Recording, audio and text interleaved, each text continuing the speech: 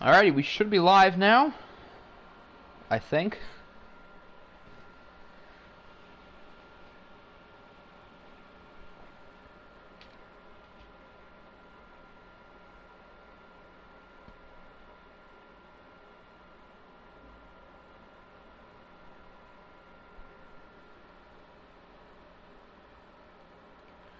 Alright, I'm just going to check this audio, set it up in Discord, and then we can start. Alright, I'm just going to check this audio, set it up. Audio sounds good. Alright, that's step one.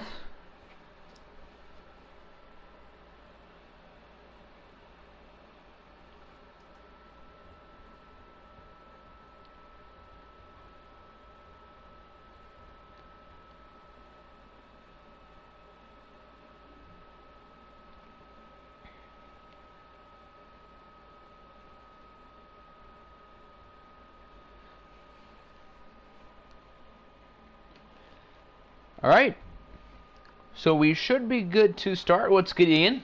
Congrats on being first. Okay, so before we start, hold on, I kind of forget what happened in the last two watch games, and I want to make some slider changes, because I don't think I've touched the sliders since last stream. So week 2 was this game. Oh yeah, with all the sacks. How many sacks were there? Like 10? There were 10, yeah. Week Chiefs game. I didn't pay much attention to because this is still when I was in shock about Matthew Stafford. It went into overtime? I didn't even realize that. Okay, so run blocking has to still go up for both sides. If it's not already at 100, which it probably should be. Who was the user for that game? Hold on, let me see here.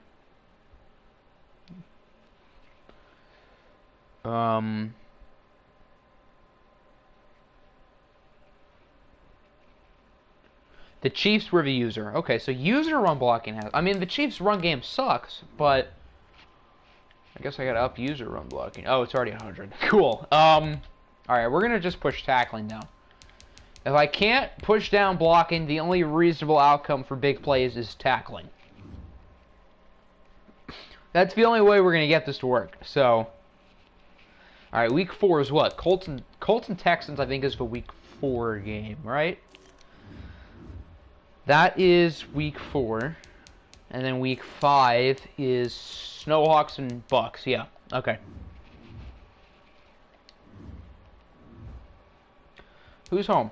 The Texans are home, I think. So I believe the Colts are 1 and the Texans are 2. Hey Siri, can you give me a number between 1 and 2? It's 1. 1. So I'll be the road team, which I think is Indy.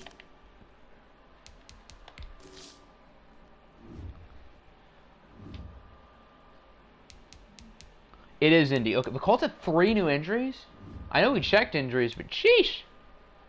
Yeah, those are probably 2 starters. Higby, I would imagine, certainly is, and then Charles Omenihu probably is a starter too, so that's kind of a big deal.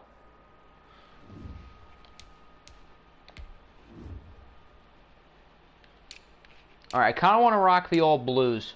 Where are they? It's the blue helmets, the blue jerseys, and the blue bottoms. No, we want the classic helmet. Yes, yes. Are all of your pants white? No, okay. There we go. I think the blue looks good. For Superstars and Superstar X Factors, Travis Kelce, Russell Wilson, who isn't starting. Saquon Barkley, Demario Davis as X Factor. Okay, I didn't realize he went up here.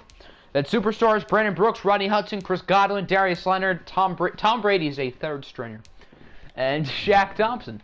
What an odd quarterback room in Houston. But they're 2-0 in games that Zachy and Cohere starts, to be fair.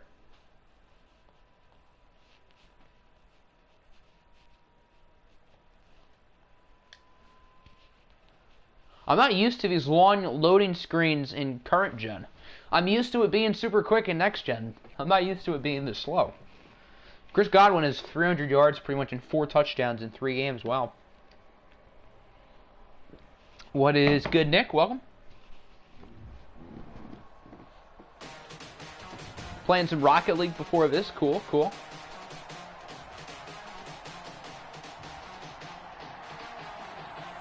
Colts Colts are 2-1, right? I think both teams are 2-1. I just want to double check. I don't want to be wrong here.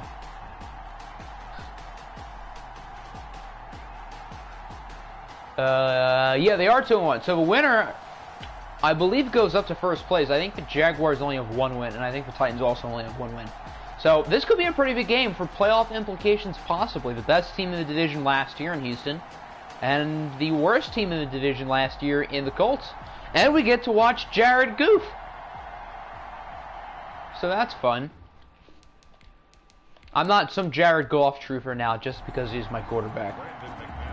Swear you never get a single competent teammate. That's a rip. Hey, look, it's your team, led by Mr. Goff. Why do Lions fans think Jared Goff is a negative asset when he's literally not? I don't know why people are so opposed to us starting Jared Goff next year. I'm totally cool with it. I mean, Jared Goff, I'm going to have to call him Goof for the memes. If I ever get a Jared Goff jersey, I'm crossing out the first F, but I'm writing an O on top of it. Jags are 2-1 as well. I thought they were 1-2 for some reason, but you might be right. Think we won the trade. I think both sides won the trade. I know on paper it looks bad for the Rams, but they're not going to win a Super Bowl with Jared Goff. I know they made it a couple years ago, but that's when they had Todd Gurley, who was like the offensive player of the year. So having someone like I almost called him Matt. His name is Matthew. We do not call him Matt. Having a guy like Matthew Stafford might be able to lead them far. I think they are right up there with the Bucs and the Packers. Maybe a healthy San Francisco as the early favorites in the NFC next year. And then in the AFC, it's just the Chiefs. I know trading 2 first-round picks for them is kind of rough, but those aren't going to be super high first-round picks. And the Rams have proven they don't need first-round picks. Their last first-rounder was Goff. The only bad thing is his contract. That's my only thing with Goff. Yeah, the contract isn't great. I don't think he has any more guaranteed money after, like, 2022. So if he just absolutely sucks, we could just cut him after that. And I don't think cap space is really the biggest worry for us, considering we're not going to be contending this year or next year. By being okay with getting future first-round picks, that definitely signals that we're playing the long game. That's what she said. I had to make that joke, but I mean, we're not going to be a contender for a while unless we have some, like, randomly good resurgence, kind of like the Miami Dolphins did this year. Was that a successful screen? You never see that. Doing science homework? Oof. Goof will do that. Yeah, Goof's going to do some stuff like that. But everybody is so opposed to starting him next year. There are probably a good 12 or 13 quarterbacks who are going to start next year who are worse than him. There's a case that he's still the second best quarterback in our division. Probably not. I would say Kirk Cousins is better, but I mean, it's not by a large margin. Okay, how you're playing 2 good teams this stream? Well, I guess that'll prove if you guys are legit or not. I mean, I guess if you lose them both, you're still 3-2, and the NFC North looks way weaker than it did last year. So I wouldn't say they're must-win games, but I guess winning them would be helpful for you guys. But remember, London made the Super Bowl the sim year, and then last year they just randomly sucked. So they might have just had one bad year. I mean, Deshaun Watson, Ezekiel Elliott, Cam Jordan, I know, was very good in the one watch game. Hate how Lucario's going to torture defense. I mean, he's only 55 overall, but I mean, he can yeet it. So I'm very curious to see how he plays tonight. I'm very excited to watch him because that will be very interesting. Colts are running the ball a lot. Kind of like what we're going to do next year with Jared Goff. 4th and 1 from the 10. Do you go for it? They're not. That's a tough call. This early in the game, I would probably kick the field goal. And I mean, with Hot Rod, it's a guarantee that it goes in. But at least 1-1 with a W over the Lions. Having a 2-0 season sweep of the Lions would certainly be a big deal for you guys. I mean, the Packers are not going to be the same team that they were last year. Dalvin Cook is hurt again, and they kind of suck. The Steamers, I just don't trust for my life. And the Lions are 2-1. I think the Lions are probably the second best team in that division. Here is the man, the myth, the legend, Zachy and Colbert, who has been good through 2 games. He did get hurt last week. Russell Wilson came in relief and finished the game off, but in games that Zachy and Colbert starts, the Houston Texans are 2-0. So maybe they don't need a late quarterback. Maybe they don't need Russell Wilson here or Deshaun Watson in real life. They'll find some random 55 overall dude. Colbert on first down is immediately sacked. I have a feeling there's going to be a lot of sacks from the Colts today. That one was by Darius Leonard, but I mean the quarterback's pocket awareness in this game is already broken enough. But with someone who probably has super low awareness, I would imagine. I'm not entirely sure of Colbert's awareness rating, but I can't imagine it's high. Here's another one. He's going to get sacked like 12 times today. Since it looks like Detroit is going to be the only team that will compete with you guys in the NFC North, a sweep would be huge, because not only does that give you guys an extra win over them, but that secures a tiebreaker. So if there's a tie, you guys would make the playoffs. And I think Madden 21 is smart enough about tiebreakers. 3rd and 24. Colbert is going to yeet it downfield, and that was right on the money. That receiver dropped the pass. That was a perfect throw. So in 3 pass plays, Colbert has gotten sacked twice and had a perfect, like, 35-yard pass across his body that was dropped. I have a feeling we're going to see a lot of good and a lot of bad, just like on that drive. But that last play should have been caught. And then there were like 7 Colt defenders following the ball as it fell to the ground. Deadly case of Eric Ebron in the house. Are we sure the Texans receivers aren't all just Eric Ebron? Because that's what it looks like. That's the problem. He has crazy yeets. Well, I guess for the benefit of you guys, Madden doesn't seem to be as aggressive with yeets, but we are on arcade mode, so if he does eat it, there is a more probability that it is caught by somebody. Which side, who knows? But the Colts are looking very good on offense today. 3rd and 30, no problem. Yeet. Well, who knows if he's going to be smart enough to realize he has to yeet it on 3rd and 30.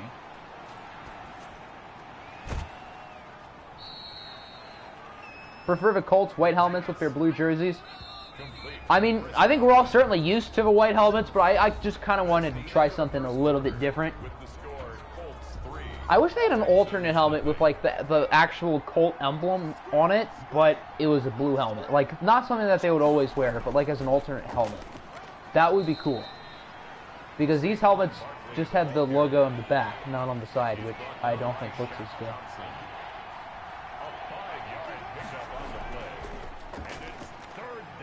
3rd down, Goof under pressure, gets rid of it, but he throws it away. The Colts are in field goal range.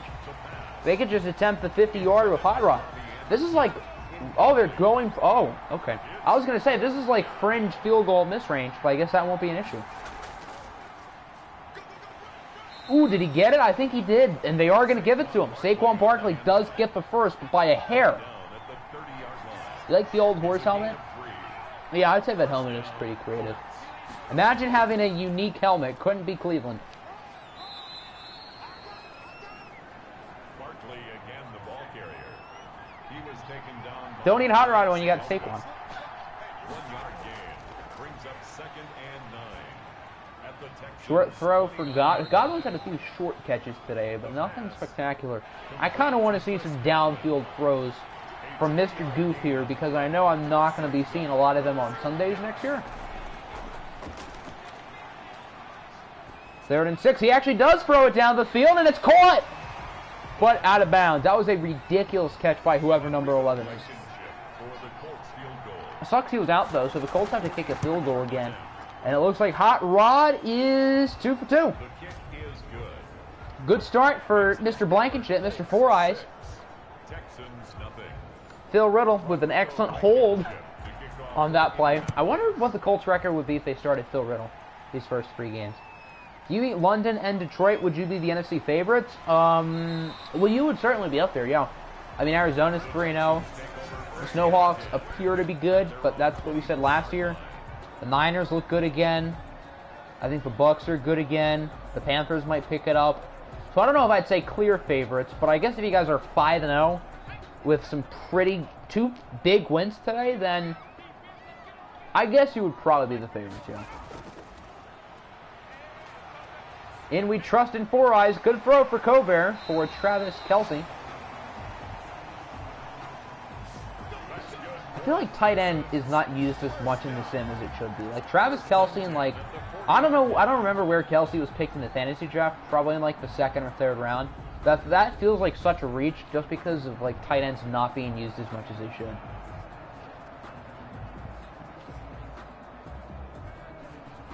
Especially Travis Kelce. I mean, if he was used like half the amount of times he's used in KC, then that'd be well worth a 3rd round pick. Ah, he did it wrong. He did it wrong.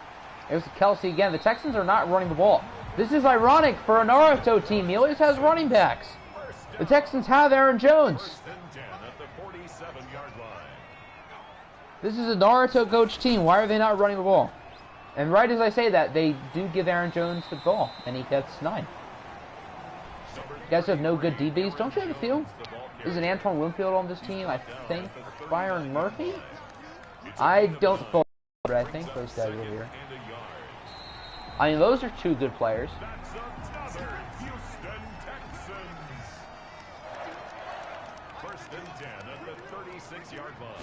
Vita Vea with the tackle. This defense has Vita Vea and Darius Leonard too. This is a talented defense.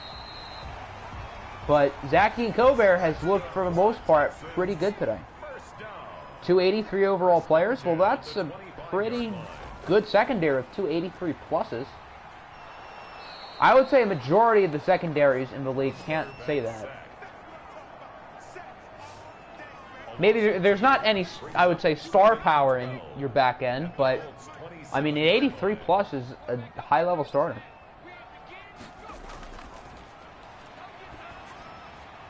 Second down, Kelce might lose yards.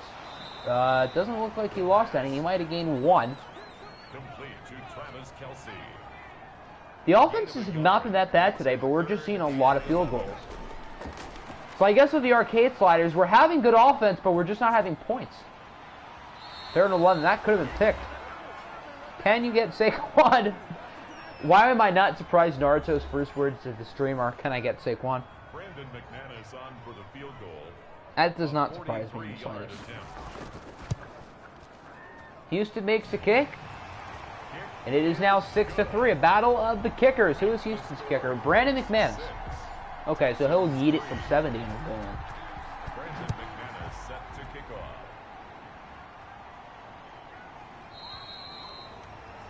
Colts have a minute 52 to make it a 2-score game before halftime. I think the Texans do start on offense to open up the second half, which is a pretty big deal. Just ready for EA to screw you over some point during the stream. Fully expecting the Patrick Mahomes torn ACL.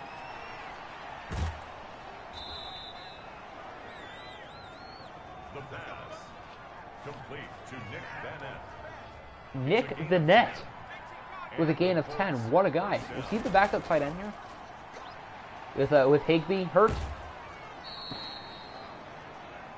There is Saquon again. Saquon has been quite good today. Few catches. He's certainly been good in the run game. Per usual. Goof on second down. It's actually caught by Chris Godwin. Did they get the first, though? I think he did, but that was awfully close. They're not going to give it to him, so they have to punch it in. I'll give you Devin Singletary for Aaron Jones. What a trade. Goff with a quick strike, and it's caught. I think that's Robbie Anderson, and that will be a 55-yard Colts touchdown. Wow. On 3rd down, not only did they decide to throw it, but Goff immediately gets rid of it, and there were no safeties back there to get him. Wow. Goff just immediately ripped that one fire. Anderson was open, and Anderson was gone. Very good first half for Jared Goff. Hopefully this is a sign of things to come in real life. That would be nice. You want to trade all your strong safeties and 3 safeties. Well, maybe they were... I don't know if they were... I couldn't really tell, but maybe they were in the box. Maybe they were blitzing. I don't know if the Texans were expecting a run. It's not that they missed a tackle, it's that they weren't back there. So I imagine it more so had to do with the play call rather than them sucking. And Four Eyes we trust. Anderson, the former Cardinal. I forgot you had him last year. Didn't Apple have him last year for most of OFL 20, I think. I could be wrong about that.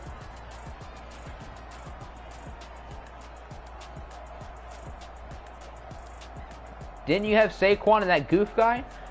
Yeah. I totally forgot they were in the same backfield last year. So, Apple drafted Golf and Saquon back in September, and now I'm just realizing that they were on the same team last year. Thank you for remembering that, Naruto, because that is a fun storyline that I've never mentioned.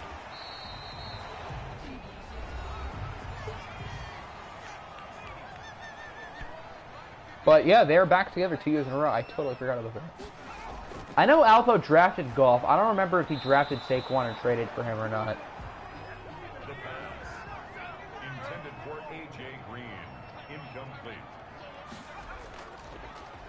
3rd and 2. Colbert is incomplete. Can the Colts make it a 3-score game before halftime? That would be something. It's unlikely, but it'd be something. And since it would be a 3-score game, technically we would be simming, although with 30 seconds left and what a punt! Inside the 5 to the 4, I think, yeah, the 4. Apple had him for most of the OFL 20, and then you signed him in free agency for season 4 or 5. Yeah, I think you're probably right with that. I'm just going to take your word for it. So I guess the Colts are just going to run the ball, and it'll be 13 to 3 going into halftime, I assume. Unless Saquon Barkley breaks off some 96-yard run, that'd be cool. Doesn't look like he will, so that'll do it for the first half. Unless the Colts get another playoff, which would be dumb because of the possibility of a safety. Yeah, why did the Colts do that? All you had to do was let the clock go out. Alright, I pressed the circle button just so we wouldn't have to go through the halftime thing. But why did they do that? If you're going to call a play, at least run the ball. But even calling a play there is dumb. And now it's a one-possession game, technically, and the Texans have the ball. Saquon for Adams and a first this year. Who is Adams? I don't think you have Devontae Adams.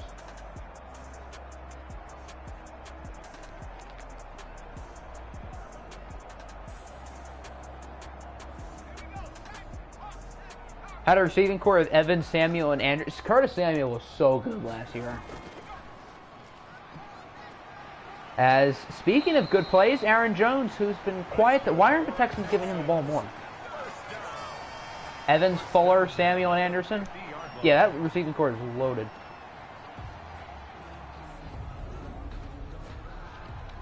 Sadness. What if the final score is 13 to 5? That might be a scoregami. It probably is. So hopefully no one scores the rest of this game so we can have a score. That was almost a pick 6. I think that's Antoine Winfield. He had it right in his hands, but he dropped it. Colbert, 5 for 10, 50 yards. He's had a few nice throws, but I wouldn't say he's had a good game. As they lose 3. Ron and a first for Saquon. That's actually kind of an interesting trade. Because Aaron Jones isn't that much worse, but he only has star and Saquon has X Factor, so that's kind of interesting. He'd be the perfect add for your receiving core if only he played receiver in this league, though. I mean, he's not even that good of a running back. I mean, his rushing stats usually aren't all that good for Alpha and Pets. And scoregami we trust. We need a scoregami. I guess that'll help. Or if both of these teams score 100, that would probably be a scoregami. So maybe we can just hope for them to yeet touchdowns every play. Colbert looks like he's going to run with it. And he slides. I didn't realize his character was smart enough to slide. Was Jared Goodwin? Shoot, I just dropped my controller. Thankfully, the headset plugged in, but hopefully that didn't sound annoying. Alright, there we go. It's hard to drop your controller when you place it on a surface, but I guess with me, anything's possible. Gallup, Samuel, Crowder, and Lamb makes me do things. Naughty things. But that would be a pretty nasty receiving core. Who would be the fourth receiver on that team? Lamb? I don't know. That would be a pretty deep unit. We know that 10-3 isn't an OFL scoregami. That's true. I imagine we've had multiple 10-3 games this year. I don't know. I doubt we've had a 13-8 though. QT on the return. The Colts take over 1st and 10 at their own 28-yard line. It's kind of crazy. We've had like 5 scoring drives and only 1 touchdown. So teams are moving the ball down the field. They're just not finding the end zone. Plus 88 overall, Evan Engram. And they have some Patrick Mahomes guy as their quarterback, for what it's worth. That's a pretty good offense. I can't lie.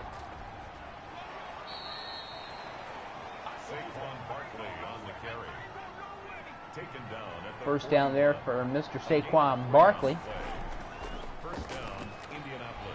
Back to Barkley. He gets like 9-ish. There's a flag. We have not had a flag all day. And it looks like it is on the Colts. Illegal block in the back on Robbie Anderson, who had that long touchdown earlier. So it's like the play never happened. It's 1st and 11.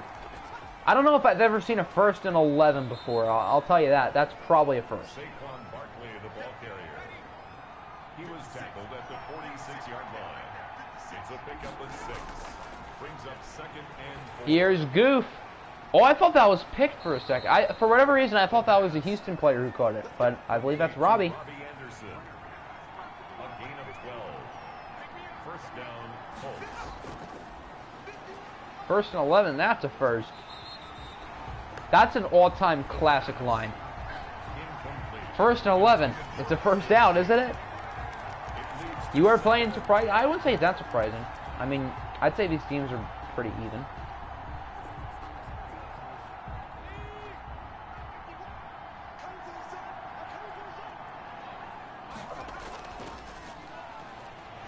Second down. Nice play by the defense. Whoever number 28 is on the Texans. I have no clue. Boyd. 3rd down now. Goof. That could have been picked. They're not in field goal range, so they're probably going to punt it. Yeah. Good start to the 3rd quarter for the Texans.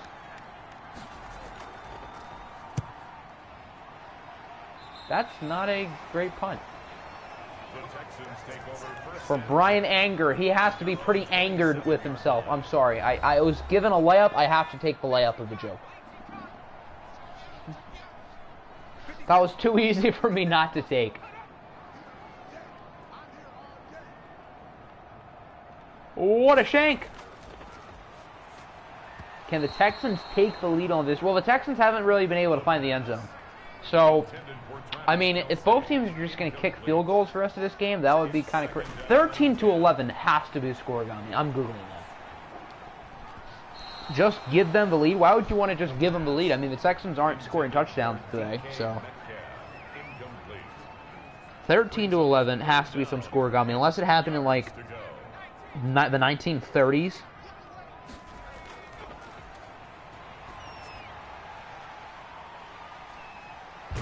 Nice conversion. I'm not really looking. I'm trying to see. Good old 13-11.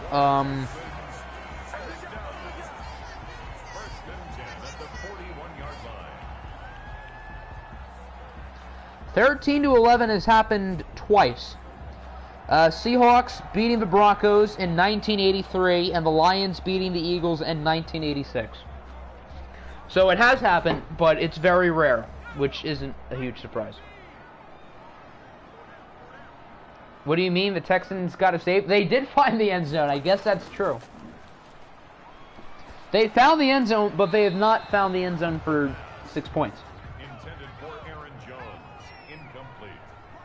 Shaking my head, just jinxing it. I mean, I know there's a such thing as an announcer's jinx. I mean, I've experienced it firsthand, but it doesn't look like I'm going to jinx the Colts on this drive because it appears they're going to get a stop. And now that I say that, the Texans are going to get like some 25-yard gain here, right? Is that how this works? No, he throws it away. So the Texans will have to punt it. Rigoberto Sanchez in punt formation.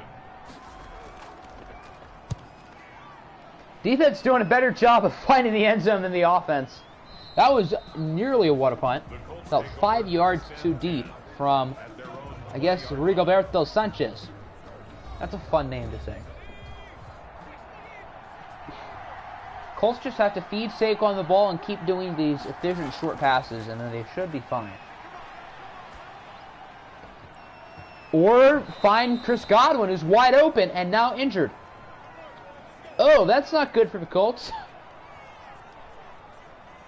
But I thought Colbert was better than Wilson. Clearly not. Will he be going to the locker room? Yes, he is.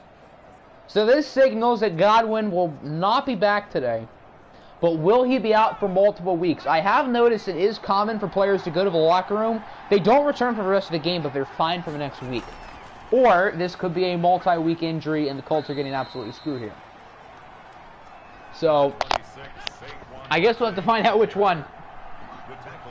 But that is not good news if you're Indy. So they're going to need Robbie Anderson to step up.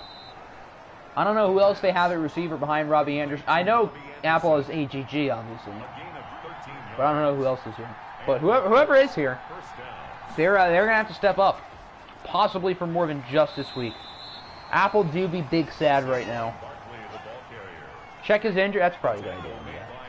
He was grabbing his wrist, so I think we have to look at a lower body injury. Possibly a leg, maybe even a knee. Because he was grabbing his wrist. That's logic. Why do the Colts have so many actual Colts players? Maybe because the person who drafted the Colts is a Colts fan. I mean, I know they have Darius Leonard. Who else is on the Colts who I'm not thinking of? I feel like there's somebody else who I'm totally forgetting right now. Chris Godwin bruised his sternum. He will be fine for next week. Okay, so that's good news for Indy. As we open up the fourth quarter, the Texans added a field goal in the third, but that's it. In before Madden injures Barkley, just watch. Okay, nothing there. Is EA starting to hate Apple? I mean, it's possible. We all know EA loved Apple in OFL 20, but towards the end of OFL 20 and the start of OFL 21, that hasn't necessarily carried over.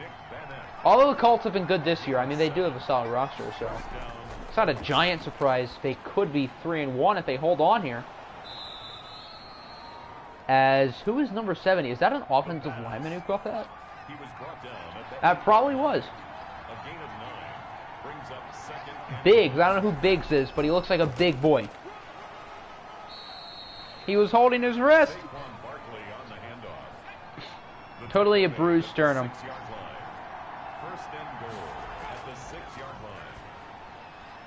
As that is a touchdown for whoever number 88 is. I couldn't tell you. Nick Vannett, I think? Yeah? Okay, we're just going to assume it is. Do the Colts go for 2 here? No, I don't blame them. I would probably kick the extra point here. Get to see some more Hot Rod. His kick is good. Goof, I love you. Colts 20, Texans 8. Jared Goof has done it again. Goof having himself quite the game. 2 touchdowns, no picks. Very unlike Jared Goof type game. But again, hopefully this is foreshadowing of what we'll see in the future. Holding wrist equals bruised sternum, according to Madden. I feel like half of the injuries going into the locker room are like them holding their wrist. It feels like it's always the player holding their wrist, and I don't know why. Like, you rarely see players limping in a locker room. It's them holding their wrist or holding their hand or something like that. It's always them holding the wrist for the most part, which is really odd. 20-11 is a scoregami, and the Texans can't seem to score touchdowns, so that's pretty realistic. I don't think the Texans should be focused on kicking field goals now, but let's hope. I see why 20-11 is a scoregami. That seems kind of an unlikely score. 4 yards on the pickup. 2nd and 6 at the 39-yard line. 2nd and 6. Colbert incomplete. Zachy and Colbert has not had a great game today. I would have thought he would have been good and washed and bad in sim, but it has been the opposite because that's Madden logic. 3rd and 6. Broken up. Did the Texans go? They do. At this point, yeah, I can't really disagree with this. What teams are we watching today? I have no sound. I will pipe it in for you, Chief.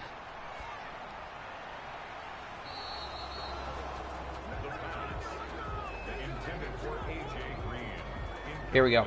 Looks like the Colts got the stop, so they will get the ball back in an attempt to chew some clock and finish this one off, trying to improve it to 3-1. How many wins did you guys have last year, Apple? 4? I think. Looks like you should match that pretty easily. The pass incomplete.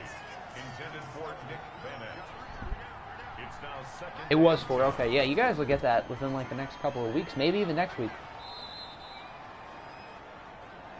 That's what 20 short and 20 mid accuracy will do.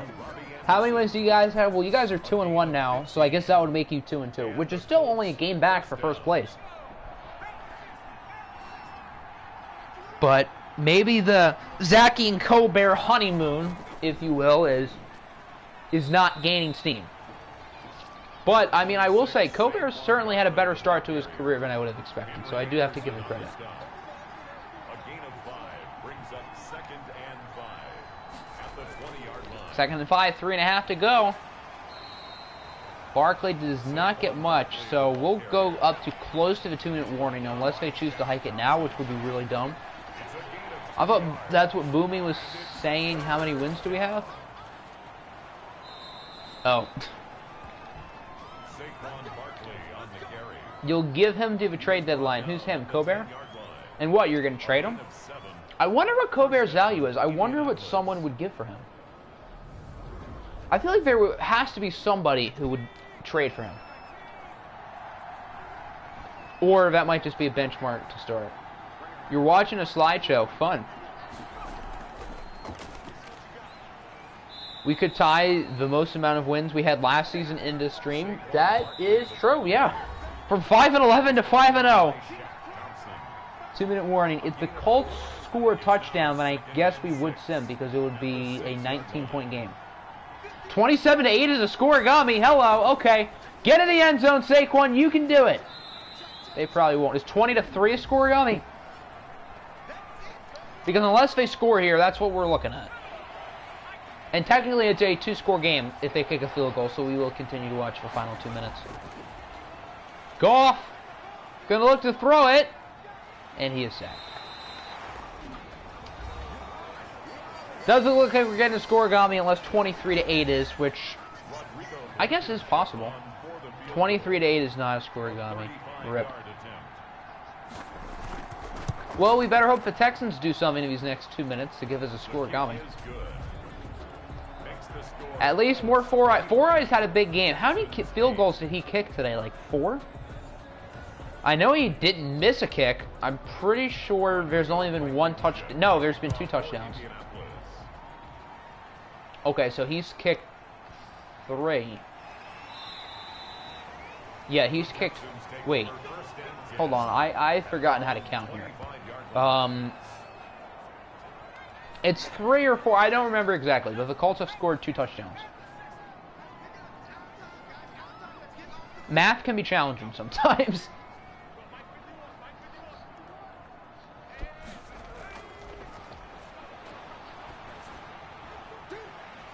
Colbert gets it to Kelsey, who gets a few. Colbert's still not over 100 yards for what it's worth. Now I hope Goff fails in Detroit. I hope Goff is better than Baker. The Texans have ran it 4 times today? Jesus Christ, you have a 55 overall quarterback and you have Aaron Jones on your team and you're running it 4 times? That's blasphemy. And now that I see that statistic, I'm not very surprised because they have just refused to... Oh my. Oh my! I think that's DK Metcalf. Okay. But still, why did the Texans ran it 4 times today? A Naruto-led team who has a crush on running backs. Are they going to go for 2 now? They're not. I guess that adds to suspense. So the Texans go for the onside kick here. If they don't get the onside kick, that's game. And if they do get it, then things get really weird. So they have to get this onside kick to stay alive. And it is recovered by the Colts. That'll do it. Texans only have one timeout, so Indy can just knee out the clock. DK bailing out Colbert. Well, that's the first time DK's ever done it, so. Yeah, that'll do it. Indy wins. Need your Thunderbirds to win so you can take first place in the division. I'm curious to see what happens in that Thunderbird Bulldog game. That certainly should be interesting.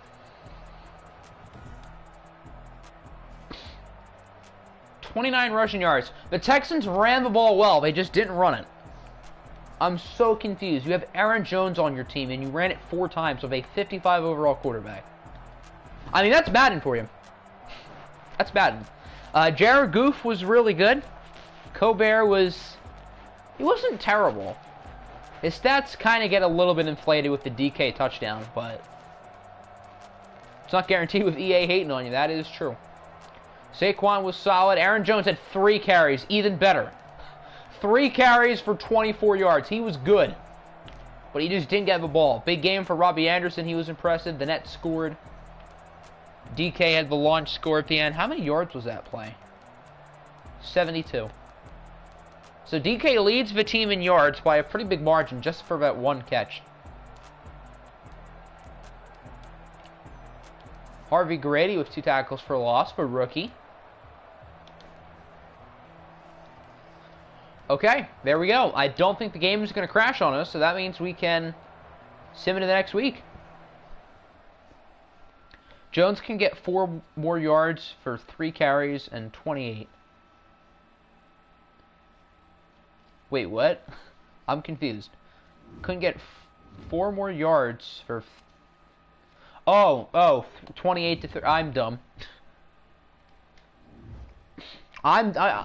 Numbers can be confusing. Although I would say I'm good at math. Alright, let's sim.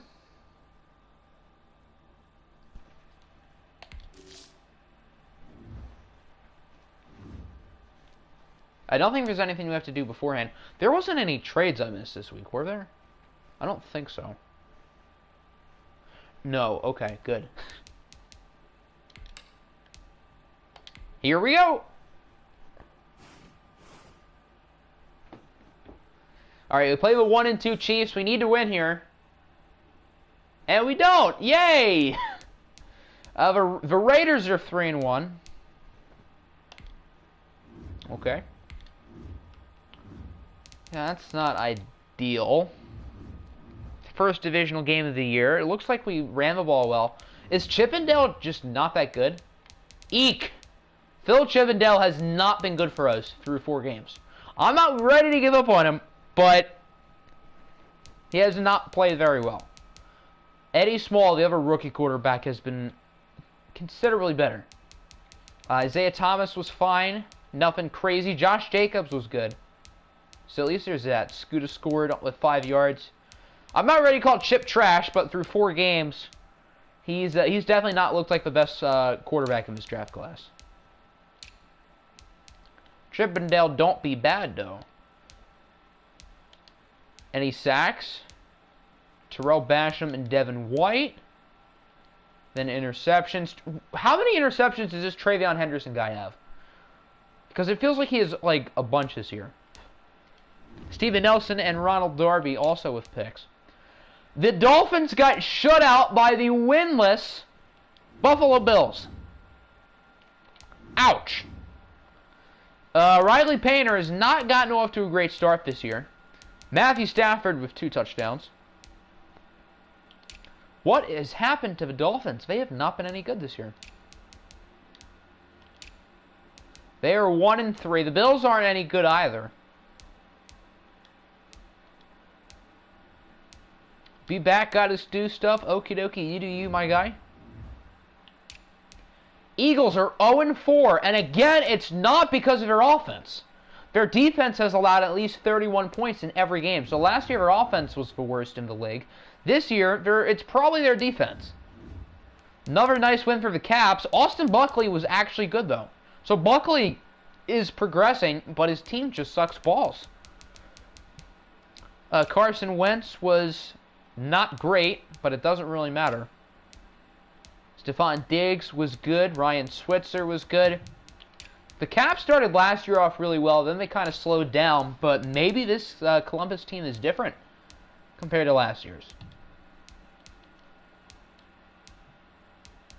Trent Boyett, the 85 overall rookie corner, with a pick. Niners lose to the Raiders 24-21. San Francisco falls down to 2-2 after starting off 2-0. Miami's ruined up the Painter versus Mahomes matchup in Week 8. Well, Riley Painter is not great at the moment, for what it's worth. Yeah, Eddie Small is far better than, what's his name, Chippendale thus far. Eckler does score twice. He was good. Caps play in Toronto in Week 9. That looks like it could be a very good game. Trey Flowers with 2 sacks. 1 for Josie Jewell. Half a sack for Chidobe Awuzie. And Jerron Reed. Chidobe! The Jaguars lost 35-0. Eek! We thought that, like, Dolphin shutout was bad. Joe Burrow! Ouch! And Burrow's been really good in this series. Teddy was a machine. Teddy Bridgewater is going back to vintage OFL 20 Teddy. 2 scores for Lindsey, although he only averaged 2.9 yards a carry. Nelson Aguilar with a big game. He scored twice. Larry Tunsil allowed 2 sacks. Why are there so many, like, blowouts?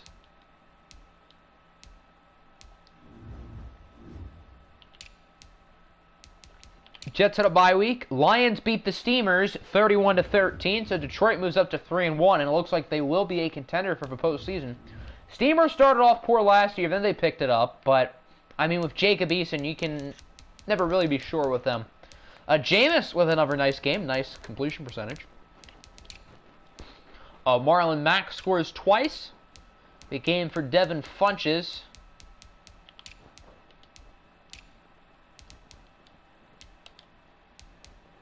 The Lions started off last year hot, too, and they kind of cooled down the stretch, so we'll see if that matches again. Going to be a Lions T-Birds race for the North, it appears so. Packers win their first game of the year. They get revenge in the playoffs from last year. They beat Dallas 28-14. Josh Allen was not great. Aaron Rodgers wasn't great either, but he was good. Jerry Madden led them in carries. Lamar Miller scored twice. Why did this Packers team get the 1 seed last year? I understand they had Dalvin Cook healthy, but, like, I wouldn't call them that good. Number of picks: Drake Kirkpatrick, Adrian Phillips, Marcus Peters. What an interesting group of players. Panthers at a bye week. Patriots lose again. New England is 1-3 to start the year. Chicago is 3-1. Jackson Bo Richter actually was not too bad. He outplayed Daniel Jones. Looks like there are a lot of sacks here. So pretty much in a game with the Cougars, there's going to be a lot of sacks both ways. Clearly. Joe Mixon, looks like he carried the offense. No pun intended. John Brown led the game in yards. Scores for Thielen, Moore, and Kerryon Johnson. Love to see that. Who got all the sacks? Nobody at more than 1. Daniel Hunter, Deion Jones, Melvin Ingram, Nick Bosa, Juwan Bentley, Kamale Correa, and Sheldon Rankins. Any game with Danny Derps, that's true. There's a lot of Danny Derp sacks in real life. Picks for Logan Wilson and Malik Hooker. Raiders, we know, won.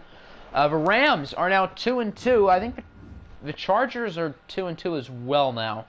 What an odd box score. The Chargers were up 24-0 and almost chargered it. They almost pulled off a charger. Rams with a nice amount of rushing yards, by the way, 69. Justin Herbert was better than Gardner Minshew, it looks like. Welcome back, Boomy. We're very close to your game, so you came in good timing. Yeah, nobody ran it well. Will Dissly, 12 catches for 155 yards and a touchdown. Wow. Elmer's scores. Jim Kelly scores. Quentin Nelson allowed 2 sacks. It's very unlike Quentin Nelson. Fletcher Cox. That's why he allowed 2 sacks. 3 QB takedowns for Cox. Dante Hightower with pick. Herbert Bowl right here. That's true. Also the LA Bowl. It's a watch game. No, it's not a watch game, but alphabetically you guys are next. And it's a win for the Ravens. 20-14 in overtime. So Baltimore wins 2 in a row. Yes, we're losing 14 straight to end the season, aren't we? Didn't that happen to, like, the Texans when they picked Clowney? They started the year 2-0 and then lost their next, like, 14 games. That'd be funny if that happened. Drew Lock was okay. Lamar Jackson was not very good. Gus the Bus with a nice amount of yards. Why did Arnold Stringer get 10 catch? Oh, because Jaquan Gore's hurt. Okay, I was going to say, why is Arnold the fullback getting 10 touches? I didn't know San Diego... Yeah, you're right, Nick. I'm used to the Chargers being in LA, not San Diego. But they are from San Diego here. I forgot these. Who had passing or receiving touchdowns? Tyler Eifert and the rookie Drake Kendrick. 3rd overall pick. Trying to balance lurking an OFL stream with making FGFL trades and doing homework. I appreciate you coming in, Husker. Why is Alex Snow so good? This guy went undrafted. He's like the best defensive rookie through 4 games, and he did not get picked.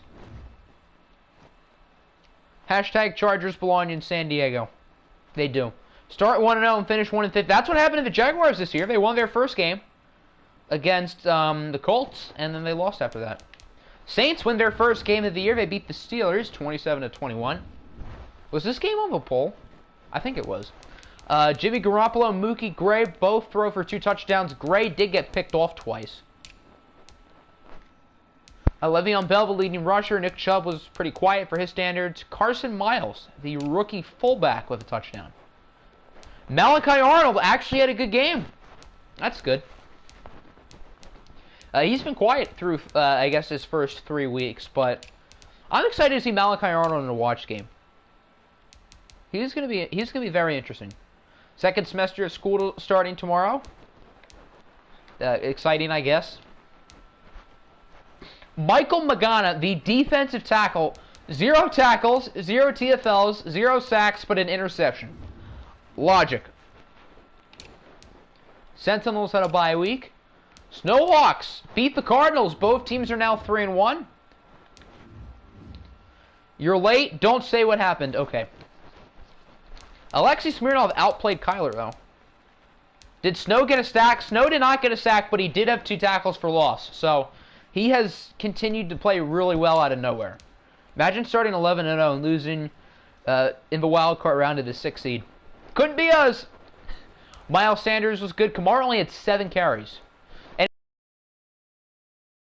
9 times. Watching your game now, okie dokie. Larry Maxwell with a touchdown, the rookie. Oh, I'm just looking at the Snowhawks. I'm dumb. Devontae Adams scored for the Cardinals, along with Trey Quinn, Mr. Irrelevant. Waiting for that breakout chance with him. I mean, with how he's playing, could be sooner than later. DeForest Buckner with a sack. And a pick for Quandre Diggs, the real-life Pro Bowler. Thanks for shipping away, Bob Quinn. Steelers lost. Steelers lost. Texans, I'm not going to spoil it if Lucario's hearing, but I'm sure he heard that. Or saw it. Thunderbirds are 4-0, though. They beat the Bulldogs 26-4. 149 yards of offense. Oh, boy. So it appears that Toronto's defense is legit. Patrick Mahomes was really good. Deshaun Watson was not. 36%. Wow. Ben Roseman had a higher passer rating, and he went 0 for 1. That's funny. Mark Ingram had the most yards. Singletary was close behind. Zeke was quiet. Mahomes scored. CeeDee Lamb was the leading receiver for Toronto. Sterling Shepard for London. Wally Witherspoon allowed a sack, though, so Now the Thunderbird season has gone to shame. Wow, a lot of tackles for guys on London.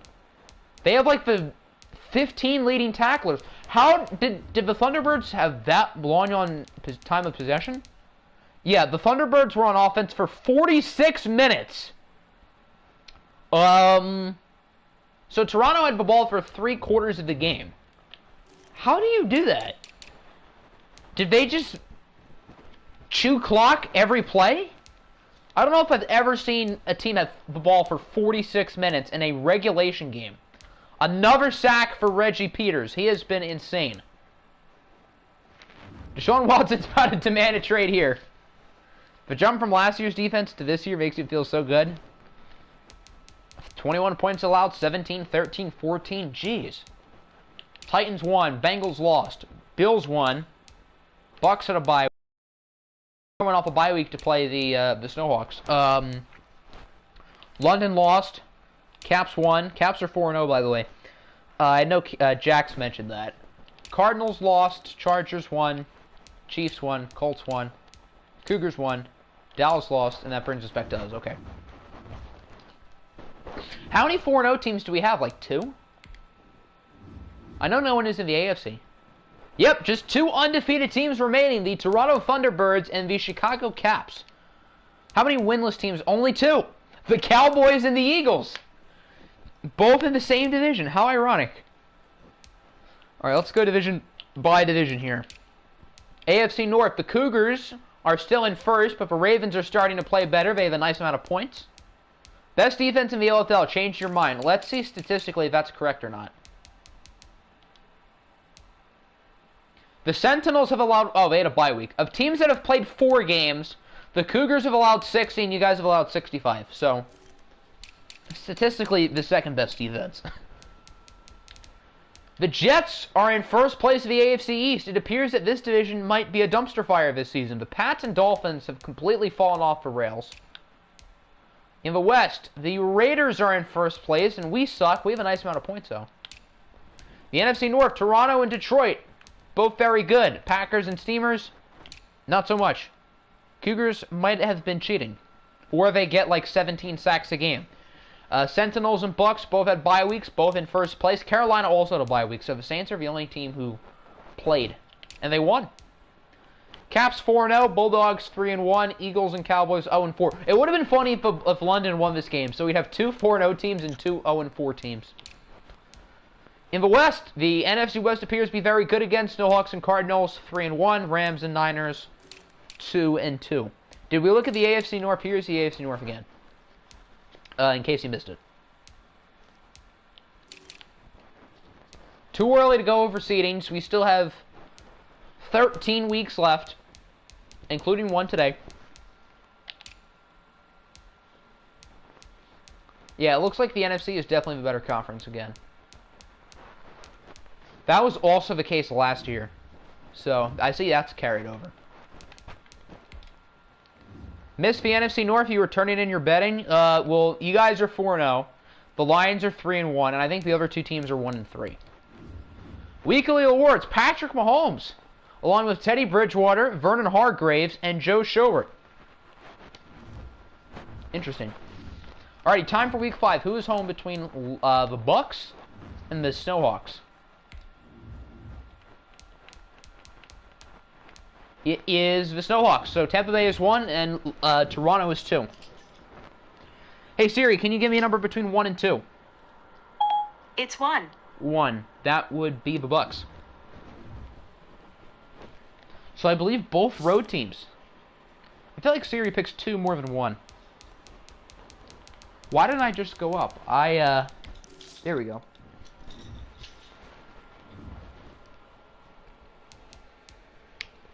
Terry McLaurin is frustrated, probably because he did not touch the ball last week, because the Bucks didn't play last week. Alright, do we want to wear the regular away jerseys, or do we want to wear the creamsicles? Do they even have the creamsicles in the game? Yeah, they do. Do we want regular aways, or do we want the creamsicles? In the meantime, we'll take a look at the Superstars and Superstar X Factors. Christian McCaffrey, Derwin James, Chandler Jones, and Vic McAllister. Superstars: DeForest Buckner, Justin Tucker, Terry McLaurin, C.J. Henderson, Kyler Murray, Jordan Love, Patrick Queen, and Michael Insider Trading Kendricks. 1 vote for creamy, 1 vote for normal. I've always thought the creamsicles were kind of ugly, but for the memes, regular away. All right, we'll go for regulars. I do want to see the creamsicles at least once in the OFL.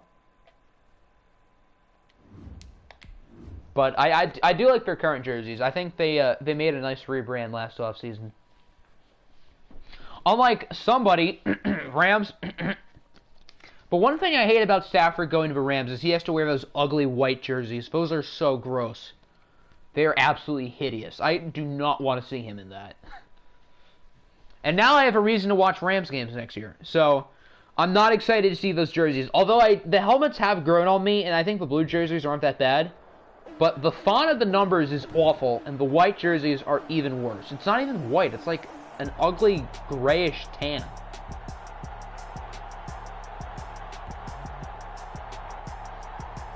It's like the most ugly jersey I've ever seen.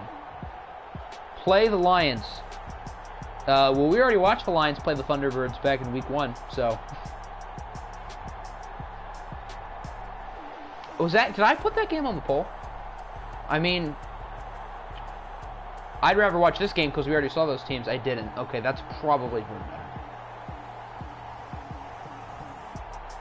Although the Lions aren't bad, but we have already seen them. We have not seen either of these two teams, and they are both good. They look horrendous. I am 100% with you. Wait, why did I just press X? Okay, I guess I'm cheating because I have to use the bucks on this controller, so whatever he does. Okay, good. Alright. I cheated, I guess. What does everyone think at the MLB The Show 21 cover? I don't know if you guys saw it, but the cover is absolutely sick. It's the, it's that cool picture of Fernando Tatis where, he does the bat flip and, like, sticks his hand up in one of his fingers. I don't think it's his middle finger, although that'd be really funny. But the cover is absolutely sick. If that's, I don't know if that's the real cover, but if it is truly the league cover, it's an awesome cover. 2 yards on the pickup. It's 2nd and 8. Octi's cheating. Octi loves the Bucks. Apparently. I mean, a touchback there was the smart decision by Taylor Gabriel, so I guess there's that. I want Hobie to win, apparently. Go, Bucks, go. I'm kidding. Octi is a dirty cheater, and we all know it.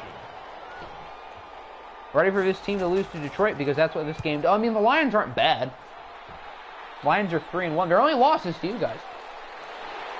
But beating the Lions would not only put you 2 games ahead of them, but it would also give you the tiebreaker, which is kind of the big deal. Tatis is the cover athlete. According to the leak thing, yeah, I don't know how true it is. MLB The Show has not announced it themselves, but from some source who leaked it, apparently he's leaked all of the other big-time sports covers in the past year, so I would trust him. But I can show you guys a picture of the cover once the stream is over, but it is an awesome cover.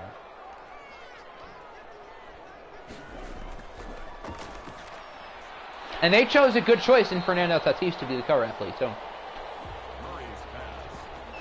It was leaked by a guy who leaked. Yeah, exactly. I saw Frisk's video on it. It was only like a minute long, but it showed the cover and it showed that the source was pretty credible.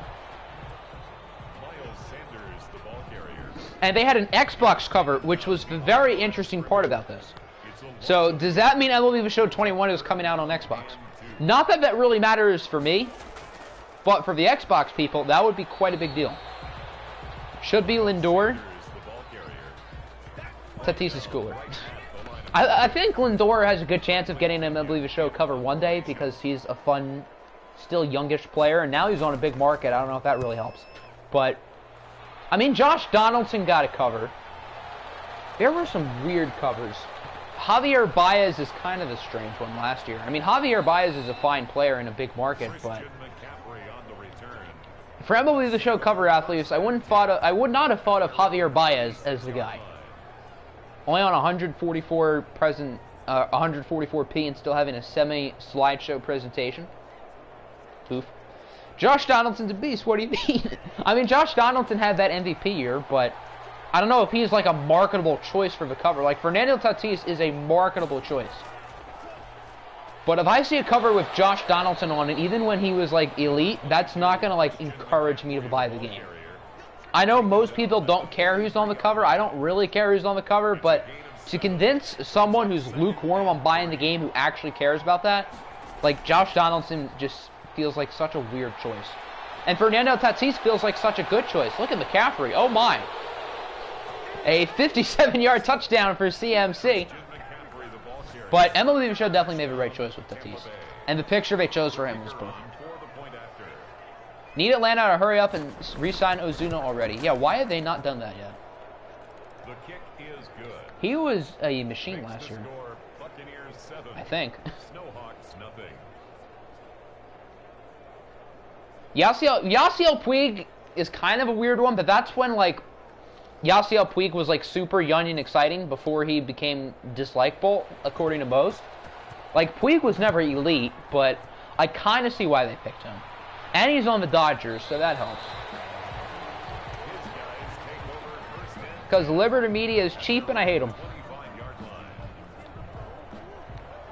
I don't blame you. The Braves, if they sign Ozuna, they're probably the favorite in that division still. But I mean, that's going to be a very close division with the Mets now not being Lowell Mets. The Phillies aren't terrible. The Marlins made the playoffs last year. The Nationals are better than they were last year. Ozuna's almost guaranteed to sign in the AL. He's like the type of player that the White Sox would give money to. I don't know why I think that. He just seems like a White Sox. It's a loss of 2. Brings up 3rd and 4. And for us, that's not good, but we're not going to win many games next year, so I don't really care what the White Sox do. If anything, I almost want to see the White Sox do well because they're a likable team. And I don't really hate anyone in baseball. The only professional team I hate is the Packers. Other than that, I don't really hate anybody in any professional leagues. When your owner, at least your owner doesn't trade a superstar shortstop who's 27. That's true.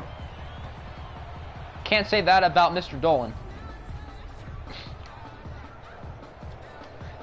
And then the Rockies, yuck. The Rockies are so stupid. I think the best prospect they got back from the Cardinals is like the Cardinals' 9th ranked prospect. Like, they didn't get anybody who's like substantially good. Like, at least the Indians for Lindor got a couple good MLB players for now and good prospects. The Rockies did not. So I guess they just wanted to trade Nolan that bad, but if they wanted to get value, they should have just traded him last year. Can you buy our team, please? I wish I had that type of money. If I had enough money to buy a sports franchise, I would happily do it. But unfortunately, YouTube doesn't pay me like that. Sadly. Maybe one day. Atlanta's window is to win now, so you don't get why Liberty Media refuses to shell out money. I would agree with that. Atlanta's title window, I mean, it's just opening up, but I would say it's open. And I'd say it's been open for maybe a year or two, so I guess this is their chance to really get aggressive.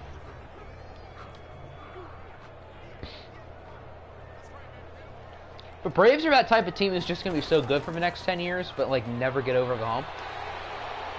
I mean, I could be wrong.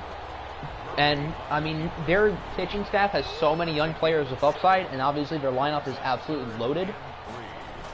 So they are in a position to be good for a while, but we'll see. Jay's your favorite team. They have Vlad, Blow, Cavio, and all the other fools along with Mr. Springer. Toronto's going to be good this year. And Marcus Semien, of course. That was for Braves from like 2000 to 2013 because all they do is choke in October.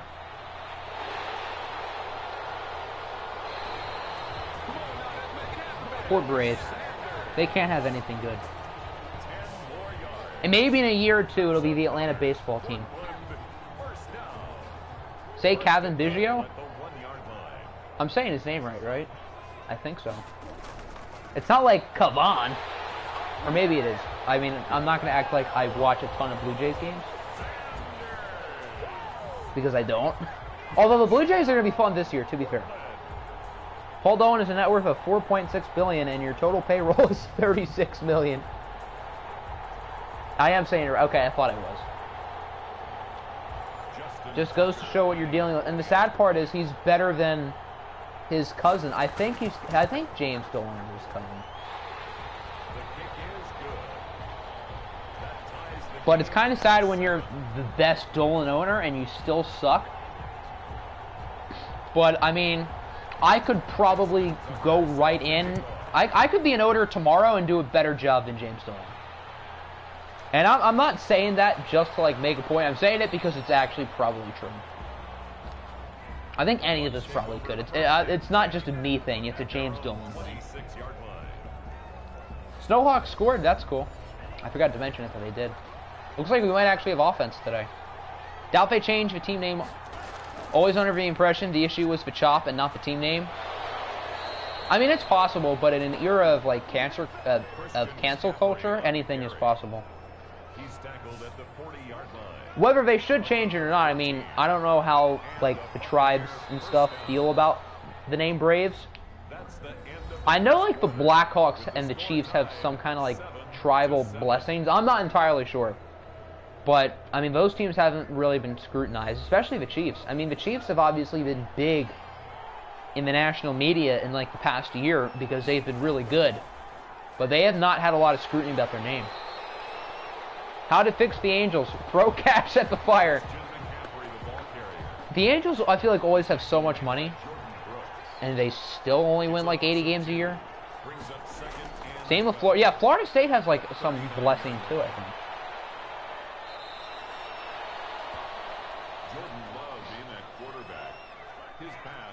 You don't know what would be offensive with the Braves or the Chiefs? Certainly the Braves. I don't really know the term, what exactly Braves means. So, Indian names being offensive is not my, like, area of knowledge. I don't know.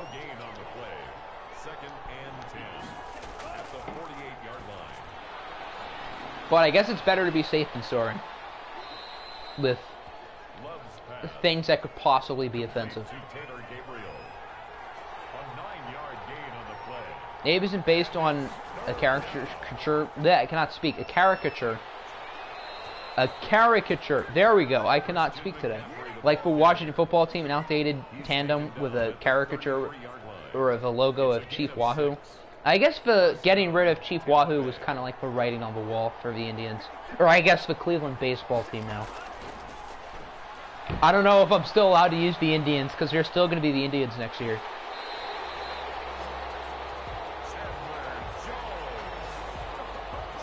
Chiefs is the leader of an indigenous group. I mean, that would make sense. The chief is like the head. But aren't there like other roles in society that are referred to as like chiefs? I don't know. Atlanta should change their name to Atlanta Baseball Team 2. We have Baseball Team and Baseball Team 2. That would be an awesome World Series matchup just for the memes. Chiefs and Braves are both actual terms for military or tribal positions in native culture. I mean, I'm not entirely sure, so... I mean, if those names don't get changed soon, then I guess they won't get changed ever. Unless the team chooses to, for whatever reason.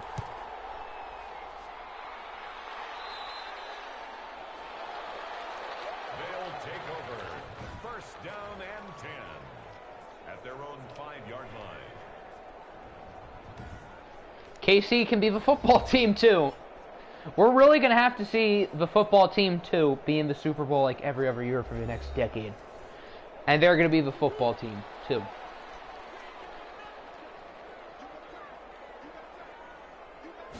That'd be kind of sad if Washington didn't, like, actually come up with a new name. Because I think they're actually considering keeping the football team, which is kind of dumb. I mean, it's funny having a team called the football team for, like, a year or two. But then it's just going to kind of get boring. FSU could be the Florida State college team. Every team with an offensive name just becomes the team. Patrick Queen on the tackle. It's a gain of 5. Brings up 3rd and 2. Good stop by whoever that is. Number 50. That's probably Patrick Queen. He was taken down behind the line of scrimmage. Whenever one team has done something, the other team has followed. That's what it seems like. So I guess it's whoever pulls away first will probably win. Finish your game up and down, good and bad. Why the hell didn't you? I have no clue what the Texans play calling there was. You have Aaron Jones on your team and you give the ball to him 3 times. I don't know what the logic in that is, but I mean, Madden's going to Madden. They're going to let a 55 overall quarterback be in control for 90% of the game. Washington football team should be the Admirals or Senators. I think they should be like the Red Tails or the Red Wolves. Keeping red and having something that's actually kind of cool. I feel like the Red Tails or the Red Wolves would have like a super cool logo or a super cool helmet. And you can keep the colors. You can keep the burgundy and gold. Or yellow, whatever their yellow is. Welcome back, Apple.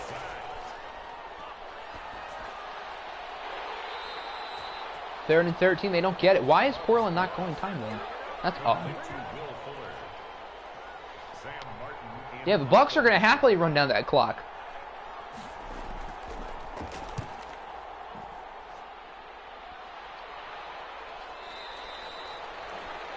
Horrible, you have a better all-time record than us. At their own 20-yard line.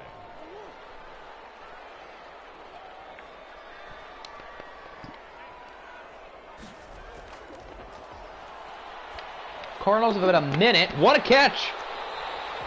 By, I think, Noah Fant.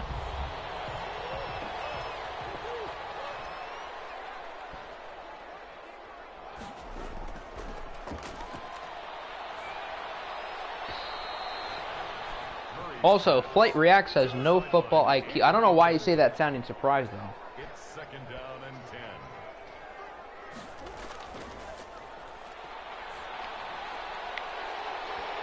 But some of the stuff I can't tell if he's like actually seriously unknowledgeable or if he's doing it to like get people to know him. Which if he is doing it that strategically, then that's kind of smart. Doing some spreadsheet and said, "This is boring. I'm gonna stop." Yeah, you don't have to do it all like at once. That might not be the most fun idea.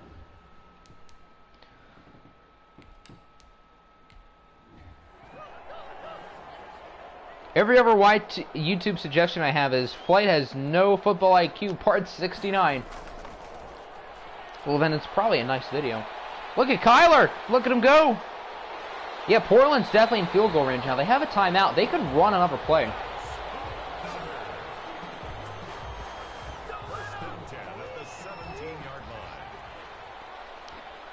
The question is, do they get... Well, there's no point in getting closer. You might as well go for the end zone here. Or not. Was he out? Considering they called time, I guess not. So, yeah, they'll kick the field goal here. A 33-yard attempt. This is definitely the right choice, as Justin Tucker...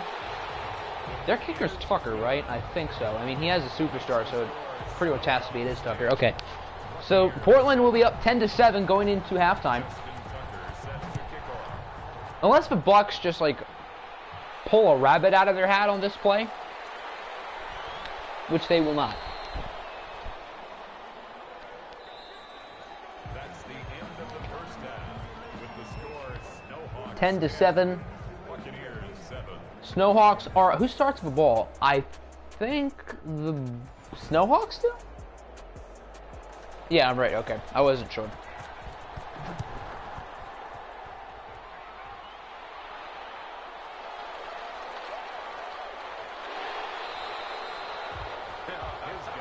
Then the thumbnail is a picture of the New Orleans no call Flight in the corner saying, "That's not pass interference."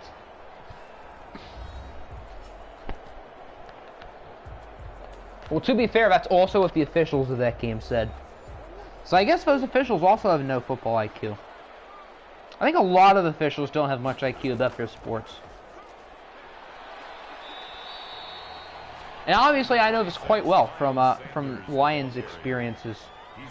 Very traumatic experiences. A gain of 4. It's now 2nd and 6.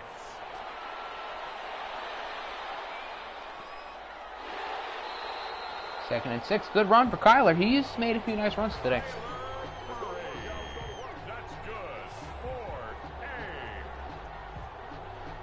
First and 10 at the 38-yard line. How to be a ref. Be blind, have no football IQ, and willing to take bribes. I can't imagine how much LeBron has bribed for refs. I mean, he's always talking to them. Well, look at this! Who is 86? What a play after the catch by this gentleman, whose name is, I could not tell who that is. Larry Maxwell. I think he had a touchdown last week. No LeBron, I'm not slandering him, but I mean, I watched a little bit of their game on Wednesday against the Sixers, and it seemed like LeBron was always chatting with the officials. I'm not going to say it's a bad decision on his part, because it probably gets him more calls. Who is Larry Maxwell? I had not heard of Larry Maxwell until today. I mean, I guess I've seen his name considering he got drafted in the previous draft by the Snowhawks, but I didn't really know him until today. And clearly he's pretty good. Love's pass, complete to Will Fuller. A gain of 12. And a Buccaneer first down. Jordan Love under pressure. He is sacked by Quinnen Williams. He is 2. And it seems like the Snowhawks are starting to pull away a little bit. You forgot the Pro Bowls? I watched like 2 plays of it. I think it looks like it was some current Pro Bowlers and former players like actually playing the game. I thought it was going to be a CPU and CPU watch game like this. I wish it was, because that would have been funny. The general public would have been, I don't know, probably not watching by the 2nd quarter. Oh, we got some OFL action. What's good, FG? Welcome, my guy. Snowhawks with another stop. I don't know what happened since the final 2 minutes of the 2nd quarter, but like the Snowhawks have like flipped a switch. I mean, it was back and forth, and then boom, Portland all of a sudden has been unstoppable.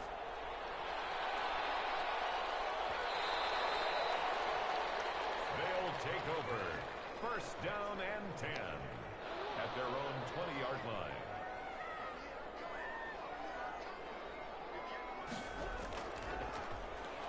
Snowhawks can make this a sim if they score here, a touchdown. Kyler, he was juking into that defender. He was low-key asking for disaster. I thought for a second there was going to be some ridiculous fumble animation there. First and 10 at the 31. But Kyler got lucky, and he continues to run the ball quite well today. Portland, Miles Sanders has also ran it well today. Gonna need Nick to lose so he can be the only undefeated team. Who did the Caps play this week? I know obviously the Thunderbirds played Detroit. Which teams are CPU? Hold on, let me pull up a list here, because I know I have it somewhere. Number 86, incomplete.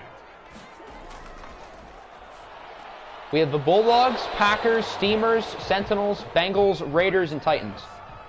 Of that group, I would say the Bulldogs and Raiders are probably the best and probably the most interesting.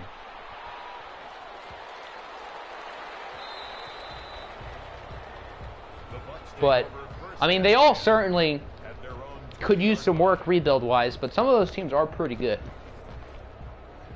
And the Bulldogs and the Raiders are in 2 of the more interesting divisions, I would say. And they're both 3-1. Sorry, say that all again. No problem. We got the Bulldogs, Packers, Steamers, Sentinels, Bengals, Raiders, and Titans. So how many teams is that, like 7? Yeah, 7.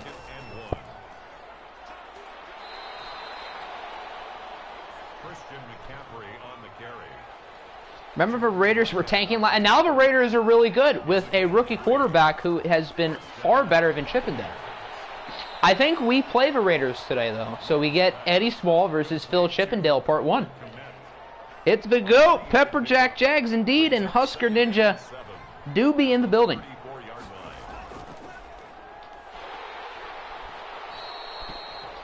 Are you new Pepper? Well, I think PPJ is a little bit new to the OFL, but he's been in some other communities, specifically FGs, so I do know him pretty well. Was that in bounds? No, that was close though. That was a nice throw by Jordan Love. If we lose this week, Dak goes on the block. Who do the Niners play this week? I don't remember. Hopefully the scoreboard can tell us, because now I'm curious. You'll be going back to look at the roster video? Alrighty. Probably a good idea to pick a roster video, or pick a roster. Go to the roster video before you pick a team, if that's what you're trying to do here, which I imagine is. If we lose this week, Timmy the Thunderbird gets it. Well, Timmy the Thunderbird's been safe so far. But this is probably the biggest game of the season for Toronto, so a win here would be pretty big, and a loss would not be good for Timmy the Thunderbird. Alex Okafor with the sack. That's the first sack for the Bucks today, according to the bottom there. If we win, you're probably going to buy at the deadline. Yeah, for teams in the middle like the Ravens, I mean, this is a big week to determine if you're going to buy or sell. Thought it might have been Tommy the Thunderbird. I don't remember. Tommy, Timmy, same thing. It's a gain of 7. Brings up 3rd and 8. 3rd and 8. This could be a huge gain for Toronto, and they get it. I think that's Noah Fant. So it appears that the Thunderbirds, the Snow... Have I been calling them the Thunderbirds? It's... Having the Thunderbirds of the Snowhawks has been very confusing. The Snowhawks are in clear control. You're going to call him Tommy, but it's a little Timmy. It's the Rams. Well, the Rams should be an easy win, but they've played better this year.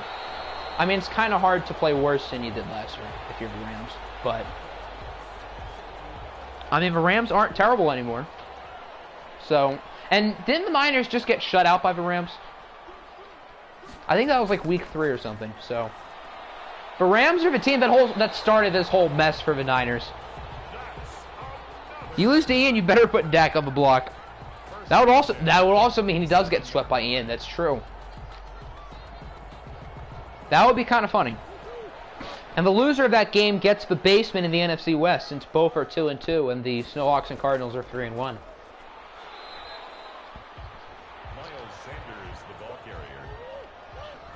But it looks like the Snowhawks are about to be 4-1 as long as they hold on here.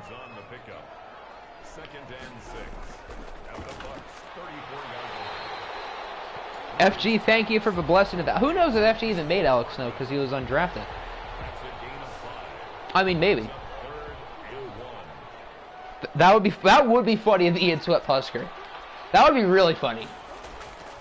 Malcolm Tremblay is not. That's true. Malcolm Tremblay is not fumbled through 4 games. I don't think that's going to stick, but he's held on to the ball. 1st and 10 at the 17-yard line. He said no problem. Thank FG for the creations of Reggie Peters and Wally Witherspoon. Sanders again the ball carrier. He's brought down at the 15-yard line. A gain of 2. FG will take all the credit for all the good rookie performances. But that means he has to take credit for the bad performances. Cough, cough, Chippendale. Unless Chippendale was a CPU-made player, but probably not. And now that I'm trashing Chippendale, watch him throw for like 4 touchdowns today. A loss of 2 brings up 3rd. That would be really funny. If Chippendale just decides to today. 3rd down, no first down, so it'll remain a 2-score game. Hey, whoever has Chippendale, probably using him really poorly. Well, it appears we're using Phil poorly. Because I'm the one who has Chippendale, but I mean, I have surrounded him in a beautiful situation. And I'm pretty sure a scheme that favors passing. I don't fully remember what my scheme is, but I know it's like either the Saints or Chargers or the Titans, one of those pass-friendly schemes. Well, Octi sucks, we all know that. Well, clearly, we suck this year, so I can't really deny that. And if we fall to 1-4, then ouch. Playoffs might be out the door. I'm about to ruin Will. Again, I have Wilson in a beautiful situation. So that probably means we're going to start off 1-3 like I am here. McCaffrey was lugging the defender on his back there. CMC is not going to roll over. And neither are the Bucks. 17 yards. First down, Tampa Bay.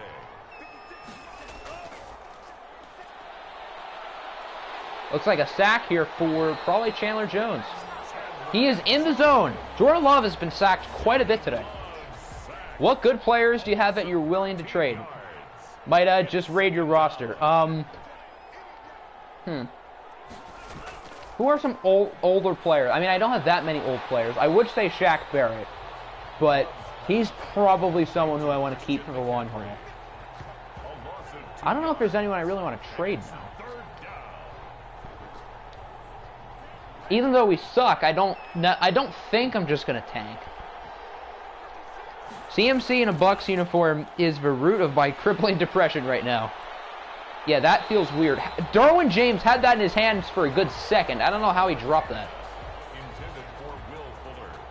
Trade prop for Octi. Give me a first and you give back Fromm. I get Jake Fromm back. Totally what the team needs. I mean, I had Fromm on the roster last year in the playoffs. Fourth down. Love is intercepted. That time Derwin James actually caught it.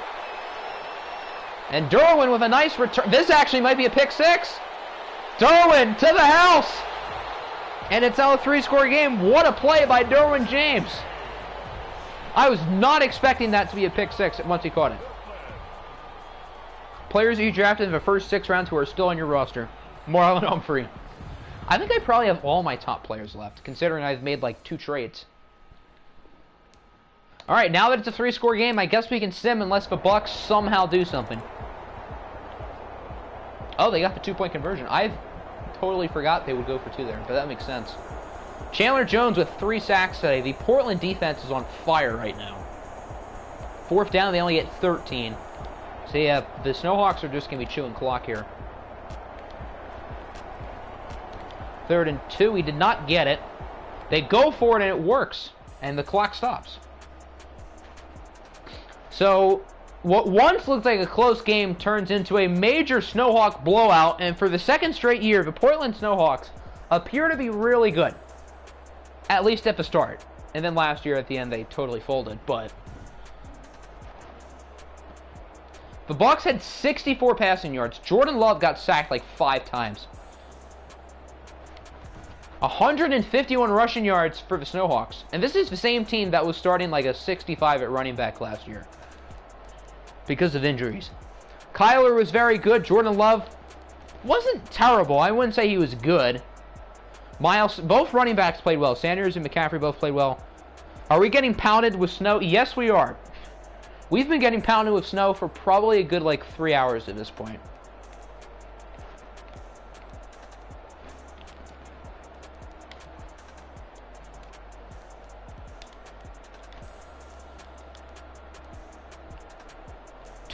Jones only had 2.5, and Quinnen had 2.5 for Crevon LeBlanc. Then Durham to pick 6. Started at noon for you guys? I mean, I think it was flurrying probably at like 1 or 2, but I would say at like 3 or 3:30 in the ballpark. That's when it started to come down. I know we're forecasted for like between like 11 and 15 inches. I don't know how likely that is, because that's quite a lot. I can't remember the last time we've gotten that much. Got 14 inches one day, the most single-day snowfall since the 60s. Well, I mean, Nebraska doesn't get that much snow, so. You guys are forecasted for 16 to 24? My goodness. That's a lot of snow. Still waiting for about one big snowstorm. Does Canada not get, like, as many snowstorms as we would think? Wow, what an odd division. So it looks like the Sentinels lost, the Panthers and Saints won. So New Orleans, after starting the year off 0-3, goes 2-0 today. Lincoln on Monday. That's a lot of snow for the middle of the country. The Bulldogs put up 3. Against the Texans, what did Colbert do? Zachy and Colbert is 3-0 in sim games that he starts. It looks like the Texans had another safety. They had 5 points in the 4th quarter. That's back-to-back weeks with safeties. Colbert was actually really good. So maybe starting him over Russ wasn't the worst idea in the world, at least at this point. Deshaun Watson with another very rough episode for Deshaun Watson. Or I guess stream, that episode. Aaron Jones got the ball more than 3 times. Okay, that's progress. Colbert should be the sim quarterback for Houston, and then Russ should be the watch quarterback. And Tom Brady will be the ring holder. This has to be the funniest quarterback room that's ever existed. Russell Wilson and Tom Brady, but neither of them start. Colbert doing well. That was never supposed to be part of the plan. Caps at a bye week, so they remain undefeated. We'll see if the Snowhawks, or not the Snowhawks, but why do I keep getting them mixed up? We'll see if the Thunderbirds stay undefeated with them. Cardinals get back on the win column. They put up 45. Alexei Smirnov with 2 good games today. Tua Tagovailoa wasn't too bad either. Alvin Kamara, nice yards per carry. Wow, looks like both teams really ran the ball well. And these are specifically the Sentinels, but they don't run it all that well in sim. Devontae Adams with a Devontae Adams type game. Michael Thomas scores. Not too bad for Tyrone Gordon. Reggie Rutledge with a touchdown. Thunderbirds equals Snowhawks, apparently. Whenever I'm talking about one team, I call them by the wrong name. I call them the other one. Greg Maxwell and D. Ford with 3 TFLs each. No sacks, though. Huh. I think Gary and Conley are the pick. The Chargers lose to the Chiefs, so I think both teams are now 3-2, I want to say. In a competitive AFC West where everybody appears to be good except for us. Isaiah Thomas with another good performance. Gardner Minshew was not very good. We need to see Peugeot or Frazetta start. Because Gardner Minshew ain't it. Rashad Penny was pretty good. Gardner scores on the ground. Dede Westbrook with a touchdown. Keenan Allen scores. Where's Elmers? Did he not catch a pass? Nope. And he's been really good this year. That's odd. A lot of sacks allowed by the Chargers. Higher or lower? Alex Snow, 1 sack. Well, knowing him, it'll be like 3.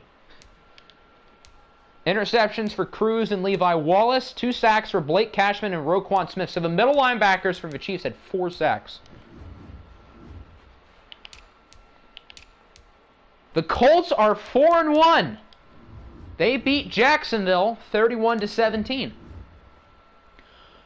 Joe Burrow threw 4 picks today. Joe Burrow is so good in sim. Hold on. Let me go to the Jaguars real quick. Joe Burrow is usually so good in sim, but today he was so bad. 0 touchdowns in 2 picks, and then 0 in 4. So Joe Burrow threw 0 touchdowns and 6 interceptions today. Yikes. Jared Goff did all he needed to win. 3 rushing touchdowns for Ito Smith. What an odd game. Auden Tate scores for the Colts.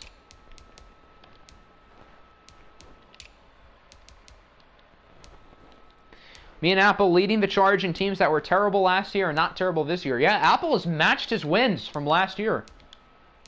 Wow, a lot of picks today. Yeah, considering Joe Burrow threw 4, I don't know why I'm surprised to see all those interceptions. Cougars had a bye week. Cowboys had a bye week. Yes, we won, finally. 27-13. So I think everybody in our division is 3-2 except for us, and we're 2-3. So it looks like we will be competitive in the division. Chippendale, probably his first game that he did not throw an interception. Eddie Small got sacked 7 times, but even he didn't even play all that bad. He wasn't good, but... So Chippendale gets the first victory over Eddie Small. Josh Jacobs was good again. Christian Kirk, Brennan Ayuk, Juju Smith-Schuster, all with touchdowns. Proof Chippendale is better than Small. I hope so. Wow, 3 sacks allowed by the 2 tackles. I imagine Myles Garrett and Shaq Barrett have a lot to do with this. 3 for Garrett and 2 for Barrett. Garrett and Barrett rhyme. I just realized that. Our 2 pass rushers are Garrett and Barrett. And then a pick for Noah Igbenogany. Dolphins finally get back on the win column. 24-17 over the Packers. Riley Painter was not all that good, but he didn't throw an interception, unlike half of these other games. Told you Chip was... I wasn't worried about Chip. I was discouraged. I knew he would be fine, but I didn't know why he was playing poorly to start the year.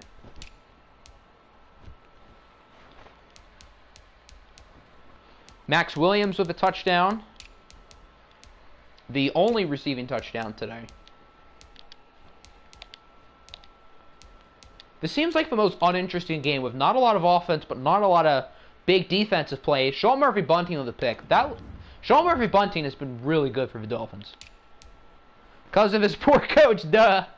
The Eagles are 0-5, and again, it's because of their defense. Why did the Eagles suck last year because of their offense, and now this year their offense is really good, and their defense is yuck. Austin Buckley continues to progress. But Jacob Eason threw for 84%. You cannot let Jacob Eason throw for 84%. Clyde Edwards-Helaire scores. Aaron Gresham with a touchdown. Cullen Gillespie scores. The big fullback. I didn't see Julio. Am I blind? Did I miss him? Yeah, I did. Okay, yeah, he wasn't half bad. Time to get to work on the Year 3 class. Ooh. The new generation of OFL football players. Walty Snowman had a big game. 12 tackles and 4 for a loss. A lot of different players with sacks. And no interceptions. Could be worse. Trigger happy with trades. And I mean trigger happy. Quote from Boomy himself. It looks like Dak is safe. The Niners get revenge on the Rams. 31-23. San Francisco back on the win column.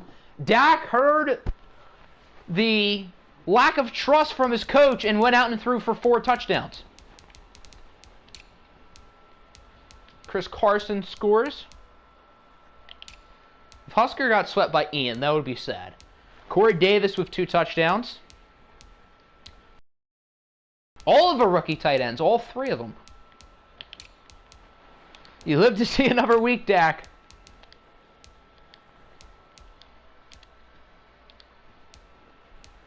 Only a couple sacks, and then interceptions for Juan Thornhill and Tre'Davious White. We better win or Tommy the Thunderbird gets it. Jets are 3-1, a high-scoring game against the Pittsburgh Steelers. It looks like both quarterbacks, Matt Ryan and Mookie Gray, played pretty well today. Matt Ryan is not throwing as many interceptions as last year, but that doesn't say a whole lot. Because he had, like, how many interceptions Matt Ryan had last year? Like 20-something? Nick Chubb scores twice. Sony Michel, 3 catches, 113 yards, and 2 touchdowns. Another quiet game for Malachi Arnold. He only had that one pretty big game.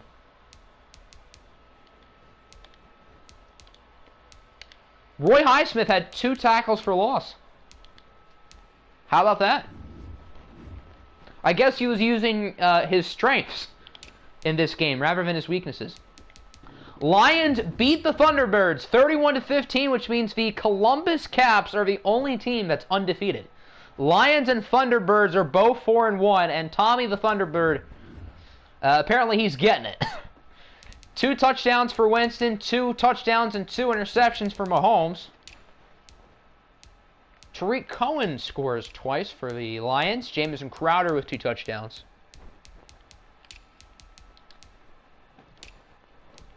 The defense is an embarrassment. Your defense has been like the best in the league. Now it's an embarrassment? Few players with half a sack. What did Reggie Peters do? Did he show up today? Is that why they lost? Reggie Peters had 0 tackles. Okay, so that's why the Thunderbirds lost. Interceptions for Patrick Onwuzor and Tyrann Mathieu. So Reggie Peters is like the most valuable player on that team, huh? It was a joke. Well, I take jokes seriously in this house. Low-scoring win, but it looks like the defending champion Panthers are back on track. They beat the Ravens 17-13. Baker Mayfield was pretty good.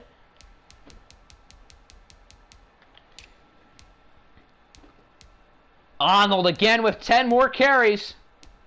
I mean, the Ravens sure missed Jaquan Gort, but they don't miss him that much if Arnold's getting the rock. 59 yards, 58 yards, and 57 yards.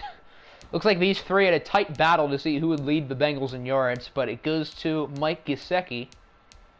Quiet game for Drake Kendrick. I guess it wasn't that bad. Kendrick's had a nice year, though.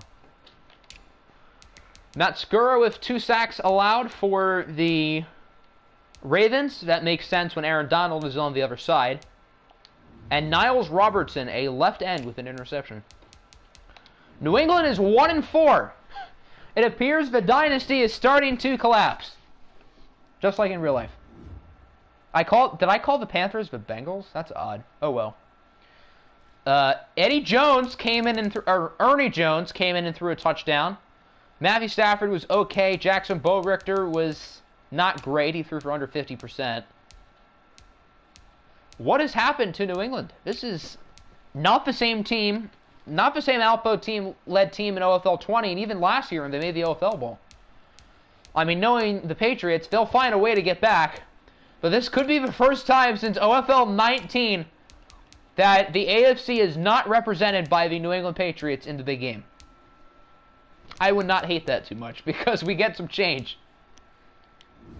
Sources at Tommy the Thunderbirds gave the Lions your game plan for Week 5. Well, you better fire Tommy the Thunderbird as your mascot. Saints beat the Bengals. I don't think we've seen this box score yet. 23-13. I am surprised Cincinnati's been so bad in the OFL. Specifically, Lamar Jackson has not been good these 2 seasons. He wasn't awful today, but he wasn't great. Jordan Howard with an interesting stat line. I guess he had a long run. That's not very Jordan Howard-like. Tommy the Thunderbird's getting it. Marvin Jones scores twice. You'll love to see that. James Washington with a touchdown. Taylor Decker allows 2 sacks. I didn't realize the Saints had Decker and Marvin Jones, and they had Darius Slay last year. Saints are trying to make me like them. Sentinels, we know they lost. Snowhawks obviously won. Oh, we saw the score. Yeah, because the Eagles are 0-5. Steelers lost. Texans won. Thunderbirds lost. Titans in a bye week. Bengals lost again. Bills won. Bucks lost. Bulldogs lost. Caps had a bye week. I think that's everybody. Yeah, we started at the Bucks. Okay. All right, 5 weeks in. Only 1 undefeated team left. And how many winless teams? There are still 2, because Dallas had a bye week. Watch Colbert go undefeated in this. I mean, it's possible. AFC North, the Cougars are advancing there. Even with a bye week this week, the Cougars still have a good week because everybody else lost. AFC South, the Colts are still a game ahead of Houston. In the East, the Jets are still quite a bit ahead of the Dolphins and Bills, although they both get wins here. The Raiders and Chiefs are 3-2. The Diablos and Chargers are 2-3. I thought the Chargers were 3-2. I guess not. NFC North, the Lions and Thunderbirds are tied for first place, and they don't play each other again this year. They split the season series. Toronto won in Toronto. Detroit won in Detroit. So, I don't think this means the Lions have the tiebreaker, and I don't really think the tiebreaker matters in Week 5 other than head-to-head, and you guys split that. So, I don't really know how the tiebreaker would work for you guys, Nick. That would be hilarious if Colbert just didn't lose. That'd be so Madden-like. Sentinels and Panthers are tied for first, and the Bucks are tied for first in the South at 2-2. Saints are 2. So this is literally anybody's division. Kind of like last year. All 4 teams were in the race, and then Carolina pulled away, and obviously they had a nice playoff run, winning the OFL Bowl. The Columbus Caps are the only undefeated team left. They are 4-0. The Eagles and Cowboys are the only winless teams left. So outside of the Bulldogs, all of the undefeated/winless teams are in the NFC East. Snowhawks and Cardinals, 4-1. They're both tied for first. Snowhawks technically had the head-to-head tiebreaker, but they still play each other again later in the year. Niners 3-2. Rams 2-3. All right. I know it's too early to do seedings, but I am curious to see what the playoffs would look like. So the Colts will have a 1 seed. Cougars 2. Jets 3. Chiefs 4, Texans 5, Raiders 6, and Titans 7. This wasn't part of a play. FG says, maybe. NFC, Caps 1, Snowhawks 2, Lions 3. Who would be 4? It would be whoever the NFC South leader is, which I guess is the Sentinels. Toronto 5, Arizona 6, and San Francisco 7. So if the season ended today, the Bulldogs will be the only over 500 team to not make the playoffs. Eagles and Cowboys competing for whichever prize possession FG has for us in the draft class. If anyone takes the Toronto and OFL 22, your team becomes the Yankees. What? One thing about you is you never completely screw over users. Well, you technically didn't with Colbert. Even though he's a 55, he has some redeeming qualities.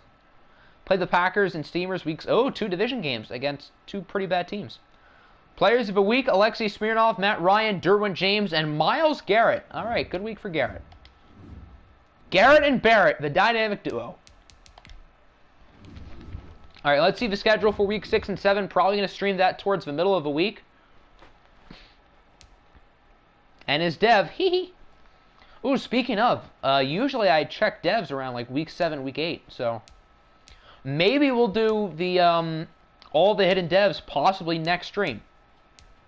Maybe, just maybe.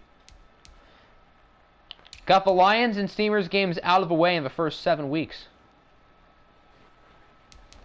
Upgrade. I'm going to get to upgrade soon, and I know Apple wanted to see all the ratings, so I'll do that now. I'll show all the team ratings now. Alright. I'll just go on a CPU team just in case something messes up with the retirements, like the Bengals. I think I just have to go to create a new character. No, that would be retire, not user teams. Upgrades now. I don't think you guys want to have a half-an-hour portion of the stream dedicated to just upgrades, though. If Tremblay has X Factor, he might have himself a starting job. That would be smart, considering he hasn't fumbled it. Alright, so here are all the team ratings. Who is the highest? I'm curious. They're all still pretty even for the most part. Toronto is an 83. I think that's the highest we've seen thus far. The Caps are an 83, so I guess the 2 best teams thus far have the highest ratings. I guess that makes sense. The Dolphins are an 84. So the Dolphins now have the highest. They're 84 across the board, too, so they're balanced. They just haven't been winning games this year. All right, there we go. Ravens are the lowest. That doesn't totally surprise me if the Ravens are the lowest. I think you have a lot of good pieces. But, I mean, the lack of star power in Baltimore doesn't totally surprise me. I see the depth at running back for the Bengals is completely fallen off. I didn't realize Raheem Mostert was hurt. So, their best running back now is legitimately Lamar Jackson.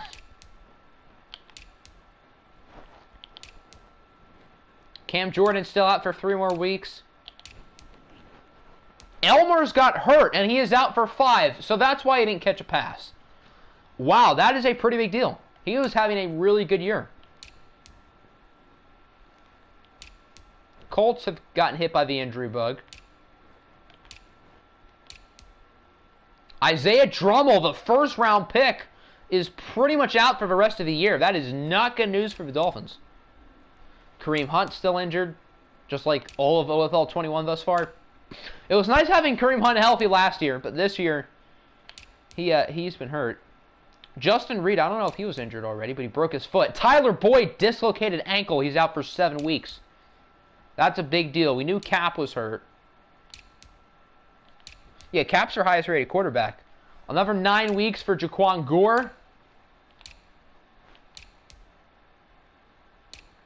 Trayvon Bowen, I think he was a first-round pick. Out of Liberty. I don't know if Apple's here, but I figured he'd like that. All right. So that is everybody, and I think that will conclude the stream. Next time, week 6 and 7. Maybe we'll go over all the devs next time, too. I don't really know. I should have time to have another stream this week. Who knows? Maybe we'll have 2 this week to make up for not having 1 last week. First saw your rating of a week 1 stream, you're like 83. Wish it was higher, and now you know that 83 is legit. Yeah. Considering how you guys have played. So, hope you guys enjoyed. 2 more weeks down, and it seems like we are going to have ourselves a very interesting Final 12 weeks of the season. I love how I say final 12 weeks as if there's not a lot left when we have a majority of the year left. You will curse Chippendale if we don't see upgrades now. Well, I guess Chippendale is cursed. Hold on. Actually, we are a quarter of a way through the year. So why don't I go through stats real quick? And then we'll end the stream. Garoppolo leads in yards. Jacob Eason has 11 touchdowns and 2 picks. Eddie Small has been really good. Statistically, Alexei Smirnov might be the MVP thus far. Jameis is up there too, though, along with Jared Goof. I didn't realize Mookie Gray's numbers were that good. Steamers. Is Pepper Jack taking over the Steamers? You would like to apply. Okay, I don't know if you're in the Discord or not. Yes, Burrow has more picks than Phil. Here, let me get a link if you're not already in it. If you are in, then I guess that's convenient. The Steamers are in one of the more interesting divisions. The Steamers haven't had that good of a year this year, but they were Tyler's old team, and without Tyler, they've been a lot better than they were with Tyler.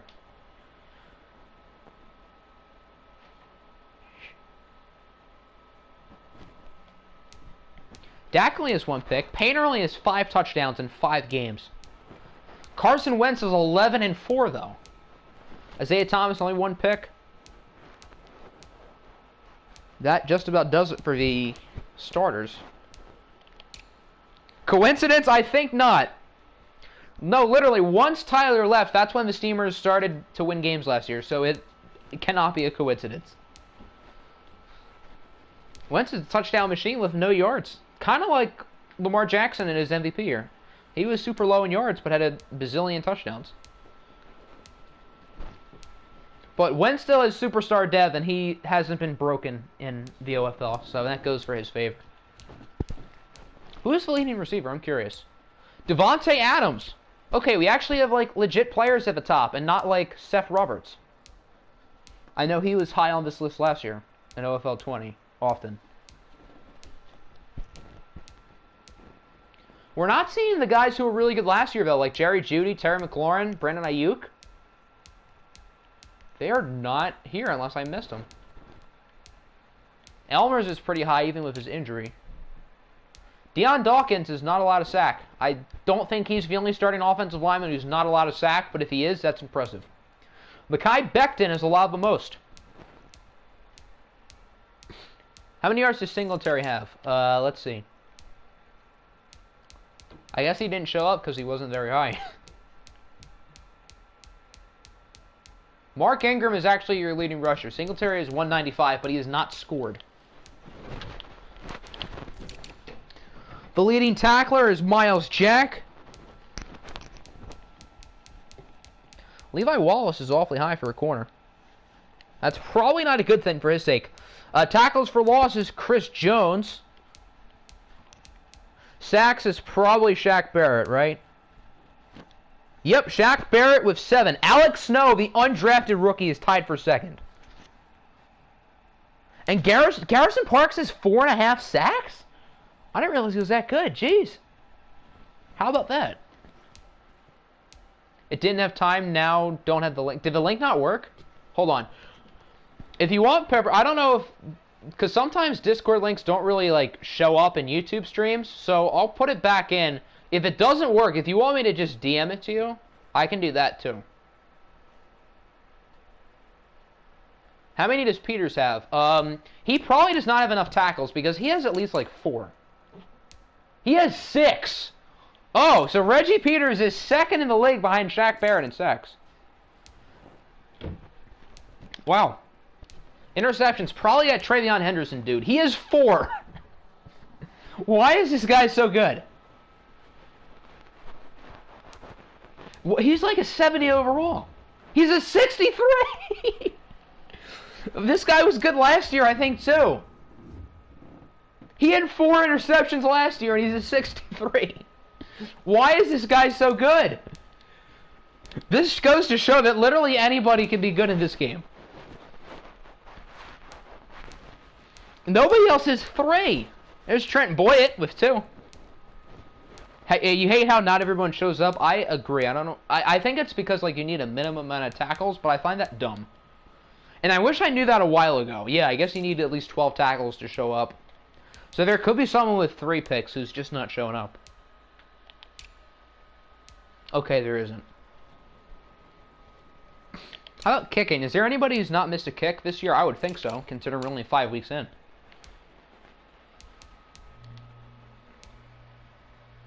Alexander Myers, the Bucs kicker, has not attempted a field goal. Okay. Kickers who are 100, who have not missed a kick, field goal, or extra point. Bucker, Tucker, Hunter Black, McManus, Greg the Leg, Josh Lambo, Ryan Santoso, Chris Boswell. No, not Boswell. No, it stops after Santoso. Okay. So probably like 6 or 7.